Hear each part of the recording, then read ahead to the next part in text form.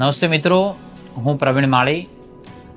ગ્રામ પંચાયતની ચૂંટણી ડીસા તાલુકાની અંદર ચાલી રહી છે. તેના ફોર્મ ભરવાની પ્રક્રિયા ચાલી રહી છે. ત્યારે મારે આ વિડીયોના માધ્યમ દ્વારા આજે તમામ ગ્રામ લોકોને અને જે ઈચ્છુક ઉમેદવાર છે તે લોકોને મારે વાતચીત કરવી છે. તમામ લોકોને મારી વિનંતી છે કે ગામના આગેવાનો બધા બેસી અને એક નિર્ણય કરે કે ગામ સમરસ થાય, ચૂંટણી સમરસ થાય. તે માટે રાજ્ય સરકારે એના માટે ગ્રાન્ટની વ્યવસ્થાઓ કરેલી છે કે જે ગ્રામ પંચાયતો સમરસ થાય એના માટે સરકાર એના વિકાસના કામમાં પૈસા આપતી હોય છે.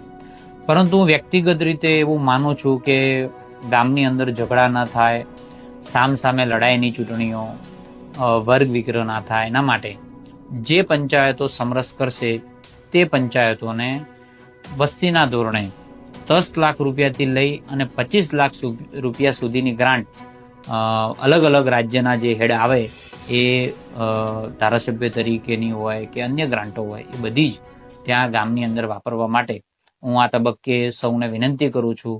આ ગ્રાન્ટ આપણા વિકાસમાં વપરાય અને ગામ લોકોની એકતા જળવાઈ રહે એના માટે સમરસ કરવા માટે સૌને લાગણીસભર વિનંતી કરું છું. ધન્યવાદ.